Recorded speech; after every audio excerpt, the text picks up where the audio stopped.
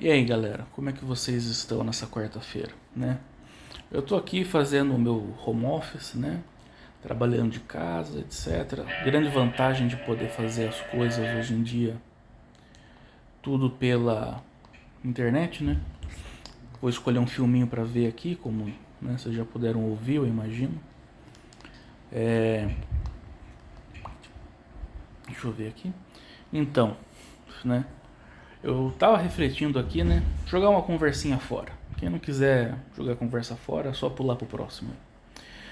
Tava vendo, né? Aqui na advocacia, né? Como a gente consegue resolver tanta coisa hoje em dia, né? Pelo digital, né? Eu tô com um caso aqui de dissolução de união estável que o cliente mora em São Paulo, a moça era de Belém, foi para Jaraguá do Sul, sabe, tá andando tudo. E eu tô resolvendo tudo por e-mail, eu não preciso nem sair de casa. Ontem despachei no balcão virtual, né? Com os escreventes lá, até mesmo porque quando você vai lá presencial não adianta nada, então você tem que resolver no balcão virtual mesmo. Assim, é uma grande economia, sabe? De tempo, de combustível, de tudo, né? Então dá pra gente advogar de casa, dá pra fazer esses vidinhos aqui, falando do nosso trabalho, faz tudo em casa. É uma praticidade muito grande, né? Assim, eu gosto, né? Eu sou muito caseiro, né? Então, eu gosto muito disso daí, né? Essa possibilidade. Aí eu posso continuar fazendo meus estudos aqui, posso continuar tocando o barco aqui de casa, etc. Não gasto muito, que é sempre bom, não é mesmo? E aí eu me sinto bem, né? Eu gosto dessas coisas, né? Acho que é uma questão aí que eu queria compartilhar com a garotada aí, que tá começando na advocacia, hoje é tudo digital, né? Quando eu estava na FAD, era tudo analógico ainda, você tinha os processos, mas a maioria das coisas eram físicas ainda, né? Eu passei a faculdade inteira, né, fazendo estágio lá no fórum, assistindo audiência, e tinha que assinar, e tinha fitinha, e tinha um monte de coisa.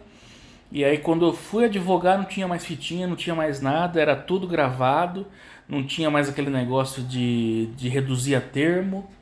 Você grava, põe os vídeos ali, acessa, sabe? É tudo uma coisa bem interessante, né? Outra coisa, né? Já estamos indo para 3 minutos de vídeo, né? Bem, quem não se interessou já pulou. Então agora só ficou quem está gostando do papo, né? Então vamos lá, gente. Continuando o nosso papo, né?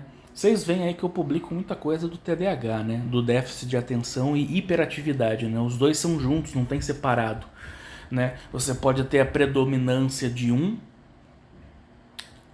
ou você pode ter o combinado, mas sempre vai ter os dois, né? Essa hiperatividade ela pode ser para fora, que é não conseguir ficar parado quieto, né? Você tem que se movimentar. Ou ela pode ser pensamentos acelerados, ela pode ser falar muito, né? Esse tipo de coisa, né? Então eu publico muito isso daí porque eu tenho, né, graves suspeitas aí de ter o TDAH, não é à toa. E aí eu fico sempre com uma dúvida, né? Porque eu vou no médico, fala que é TDAH, aí o outro fala, não, é ansiedade, mas daí eu descobri que tem o TDAH com a comorbidade da ansiedade. Então, sabe, isso complica muito, né? Quando você não é da área, não sou da área médica, eu sou da área jurídica. E aí você fica sem entender o que está acontecendo com você, né? Não é fácil. Mas a gente se vira, né? E aí, março agora, eu vou voltar no psiquiatra que fala que eu tenho TDAH, porque eu tava indo em uma que diz que eu não tenho.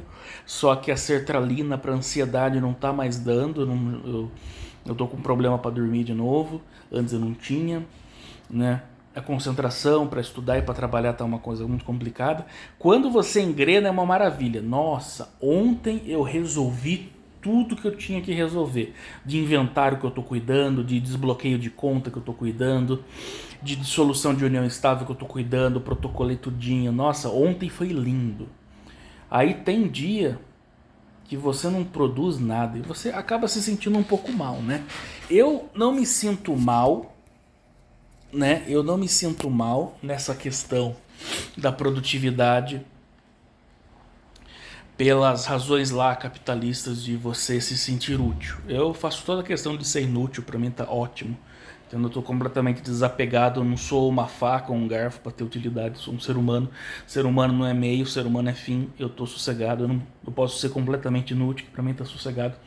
Mas as pessoas, elas confiaram em você como advogado para cuidar do trabalho, então você tem que fazer, né? Aí é uma questão de palavra, não é uma questão de você ser útil ou não. Então, por uma questão de palavra, eu vou lá e eu cumpro com tudo que eu tenho que cumprir, porque, né, tô recebendo para isso, né? Então você tem que fazer as coisas, né? Então você vai lá, faz, né? E segue em frente, né? Mas aí, né? Por que eu tô falando disso? Eu não sei. Na verdade eu sei. Eu tô falando isso que é para sempre fazer esse alerta, né, gente? No século XXI, eu percebo que a gente finalmente vai dar valor para a saúde mental, sabe? Eu mesmo não dava, todo mundo aqui, né? A gente aqui é brasileiro, né? Exceto alguns contatos que eu tenho aí no Instagram que não são, né? Que são de fora. Mas a gente aqui é brasileiro e a gente sabe que a gente Putz. Agora eu perdi o fio da meada. Olha o TDAH. A gente é criado aqui no Brasil para achar que a saúde mental é frescura, né? Que a gente aceita uma doença física, mas a gente não aceita adoecer da cabeça. A gente não aceita que o psicológico esteja mal, não é mesmo? A gente tem muita dificuldade de aceitar isso, né? Eu lembro inclusive do próprio padre Marcelo Rossi, que ele achava que depressão era frescura e ele teve depressão e ele viu que não era. Para dar um exemplo, eu tô falando dele porque ele mesmo deu uma entrevista falando: eu achava que era frescura e agora eu tô vendo que não é. E teve todas essas fases, né? Ele teve uma fase, né, gordinho, teve a fase lá todo depressivo, esquelético, e agora tá super bombadão aí, né? Super bem de saúde, ainda bem inclusive, né? Que continue bem de saúde assim, né? Então a gente não aceita que a pessoa tenha uma doença, né, mental, ou uma patologia, ou que ela seja neurodivergente, como a gente está falando agora, como é o meu caso, né, por conta do TDAH e da ansiedade. Isso é uma neurodivergência, né? Então a minha cabeça ela não funciona do jeito típico, do jeito, né, que deveria funcionar, ou para usar a palavra que a gente vai acabar usando, que é normal, então não é tão normal assim, né? O que causa muito prejuízo. E toda vez que você é apresentado a uma patologia ali, a uma questão psíquica, né, que causa uma desordem ali, você começa a entender por que você teve os problemas que teve, né? E você começa a perceber que era a doença, era o TDAH, no meu caso, era a ansiedade. E era aquilo ali que estava te prejudicando, era aquilo ali que fez, por exemplo, no meu caso ali, tomar atitudes impensadas, falar coisa que eu não deveria falar, que é assim, soltar a real, né? Você solta a real um pouquinho demais, né? E sem medir consequência, né? Até mesmo porque você fala, se tiver consequência pode vir que eu aguento. E o pior é que você acaba aguentando mesmo. E aí você vai se habituando a toda hora soltar o verbo. Como eu sou meio cego, eu tenho que ver aqui, 8 minutos já de papo. Nossa, quem que vai ficar até esse horário? Enfim, aí você solta real demais, né? E aí você acaba prejudicando, aí você acaba sendo sozinho, que nem eu. O problema, qual que é, né? É que eu sempre fui sozinho, né? Quando eu tinha 6 anos, 7 anos, eu já ia em psicóloga infantil para estudar meu isolamento, né, social, né? E aí aquelas coisas de desatenção, muito 880. Nossa, cara, o TDAH ele faz a gente, ainda bem que eu tenho a consciência disso, mas ele faz a gente ser 8 ou 80 de um jeito extremo, cara, entendeu? Então já que é não, então que vá tudo pra casa do chapéu. É impressionante. É um 880 insuportável, assim, né? Então, né, pra você que me conhece há 10, 15 anos e sempre me achou chato, não era que eu era chato, era o TDAH.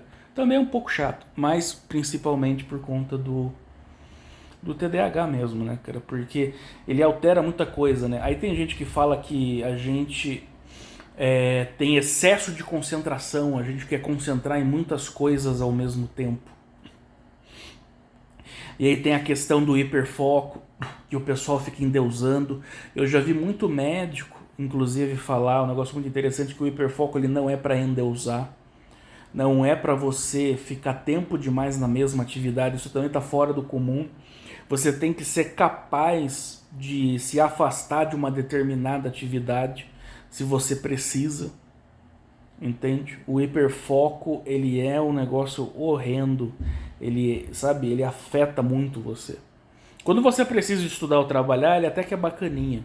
O problema é que você entra num hiperfoco e você se afasta das pessoas por conta desse hiperfoco. Ah, eu tô aqui lendo livro, eu tô viciado no livro. Não é que você tá viciado, você tá com hiperfoco naquele livro. E você não vai conseguir pôr aquele livro. Alguém tem que vir e tirar o livro da tua mão, senão você não consegue. É um negócio muito doido para quem não tem. Como assim você não consegue tirar o livro? Se eu tô muito focado em alguma coisa, eu não consigo sair dali. Não consigo, né? Do mesmo modo que se eu tiver cansado demais por alguma coisa, eu não consigo nem pegar, né? Do mesmo, aí que entra o 880. Ou você fica 3 horas lendo o mesmo livro, ou você não consegue ler por 2 minutos, se você não está interessado naquilo. Então é um negócio que afeta muito, né? Afeta muito a aprendizagem, né? Afeta muito na escola, portanto que eu ia muito mal com matemática, eu tenho muito bloqueio mental com número, exceto dinheiro, mas com número, né? Eu tenho um bloqueio mental muito forte, mas de dinheiro eu gosto. Mas os números são complicados, né? Uma abstralidade muito forte, assim. Enfim, né? Jogando esse papinho fora aí, né? Daqui a pouco fazer uma janta, né? Já tô ficando com fominha, né? E é isso, meu povo, né? Quando é muito difícil eu aparecer, né? Eu costumo mais ficar publicando coisa, né? Mas isso é por conta da ansiedade também, né? Eu tenho esse problema de achar que eu tô sempre incomodando, né? Não que eu não sempre esteja, mas tem situações que eu faço questão de incomodar mesmo, né? Já que eu tô aqui, vou me encher o saco, né? Até o limite. Mas, né? A gente às vezes fica assim, né? Meio, será? Talvez, não sei, né? Mas é isso, né? O papo é esse, o papo tá bom. Eu vou ver o que eu assisto aqui, depois dar uma jantinha. E é isso, minha gente, entendeu? Quem ficou até o fim aqui, manda nos comentários aí, viva a Palestina, que daí eu sei que você ficou até o fim.